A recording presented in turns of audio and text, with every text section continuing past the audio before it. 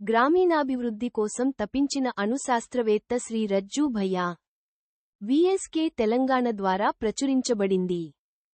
జన్మతః మనుషులందరూ మంచివారే. వారితో మాట్లాడేటప్పుడు వారిలోని మంచి గుణాల మీద నమ్మకంతో మాట్లాడాలి. కోపము, అసూయ అనేవన్నీ కూడా వారి పూర్వ అనుభవాల ప్రతిక్రియ.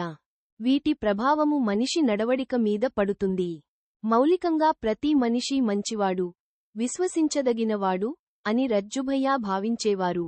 స్వదేశీ మరియు గ్రామీణ జీవనాన్ని ఆర్థికంగా బలోపేతం చేయడంలో ఎంతో విశ్వాసం కలిగి ఉండేవారు. శ్రీ రజ్జూ భయ్యా, ప్రొ.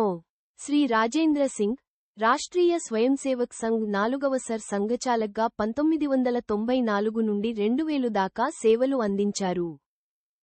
29 జనవరి 1922 జన్మించిన రజ్జూ భయ్యా అలహాబాద్ విశ్వవిద్యాలయంలోని భౌతికశాస్త్ర విభాగానికి అధిపతిగా పనిచేశారు. అనంతరం 1960వ దశకంలో ఆ పదవిని త్యజించి తన జీవితాన్ని ఆర్ఎస్ఎస్ కార్యానికి అంకితం చేశారు. రజ్జూ భయ్యా ఎంఎస్సీ చదువుతున్న రోజులలో వారికి నోబెల్ ప్రైజ్ గ్రహీత సివి రామన్ పరీక్ష పర్యవేక్షకునిగా వారి కళాశాలకు వెళ్లారు. ఆ సమయంలో ఆయన రజ్జూ భయ్యా ప్రతిభాపాటవాలను ఎంతగానో మెచ్చుకున్నారు. వారికి అణుధార్మిక రంగంలో ఉన్నత పరిశోధన కోసం ఫెలోషిప్ కూడా ఇప్పించారు.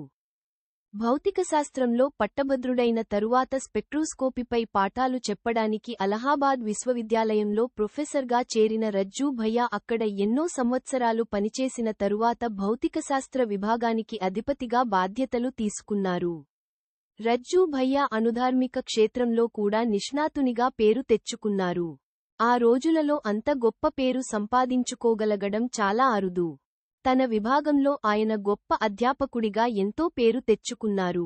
ఎంతో క్లిష్టమైన పాఠాలను చాలా సరళంగా చెప్పడం ఆయన ప్రత్యేకత. ఆర్ఎస్ఎస్తో సహచర్యము. రజ్జూభయ్యా 1942లో జరిగిన క్విట్ ఇండియా ఆందోళనలో చాలా చురుకుగా పాల్గొన్నారు. ఈ సమయములోనే వారికి ఆర్ఎస్ఎస్తో పరిచయం ఏర్పడింది. అప్పటి నుంచి వారి మీద సంఘ్ ప్రభావము ఏర్పడింది.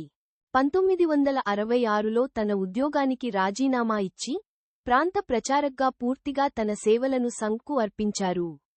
ఉత్తరప్రదేశ్ ప్రాంత ప్రచారక్గా పని ప్రారంభించిన ఆయన 1980లో సర్ కార్యవాహ్గా, ఆ తరువాత 1994 సంవత్సరంలో బాలసాహెబ్ దేవరస్ తరువాత రాష్ట్రీయ స్వయంసేవక్ సంఘానికి 4వ సర్ సంఘచాలక్గా బాధ్యతలు నిర్వహించారు.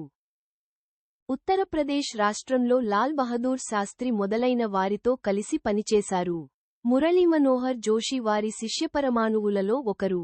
వారు పనిచేసిన ఆ 6 సంవత్సరాలు కూడా సంఘ్కి, దేశానికి ఎంతో కీలకమైన సమయము. రజ్జూభయ్యాకు అందరు రాజకీయ నాయకులతో చక్కటి అనుబంధం, చనువు ఉండేది. వారివారి ఆలోచనలు, సిద్ధాంతాలతో ప్రమేయము లేకుండా అన్ని వర్గాల వారితో మమేకమైపోయేవారు.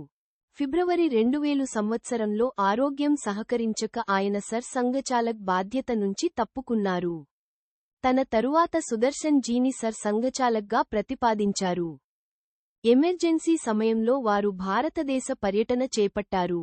1976లో ఢిల్లీలో మానవ హక్కుల సమ్మేళనం నిర్వహించడంలో కీలక పాత్ర పోషించారు. ఫ్రెండ్స్ ఆఫ్ ఇండియా ఇంటర్నేషనల్ అనే సంస్థ మొదలుపెట్టడంలో కూడా వారు కీలక పాత్ర పోషించారు.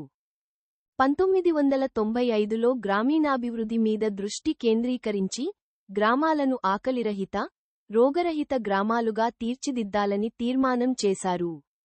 ఇవ్వాళ 100కి పైగా గ్రామాలలో స్వయంసేవకులు చేసిన పనిని చూసి చుట్టుప్రక్కల ఉన్న గ్రామాలలోని ప్రజలు ఉత్సాహం పొంది స్వయంసేవకులు చేసిన ప్రయోగాలని వారు అనుసరిస్తున్నారు. రాంప్రసాద్ బిస్మిల్ పేరు మీద ఒక స్మారక చిహ్నాన్ని ఢిల్లీలో ఏర్పాటు చేయాలని రజ్జూభయ్యా అనుకున్నారు. 14 జులై 2003 తేదీన పూణేలోని కౌశిక్ ఆశ్రమంలో రజ్జూ భయ్యా తుదిశ్వాస విడిచారు.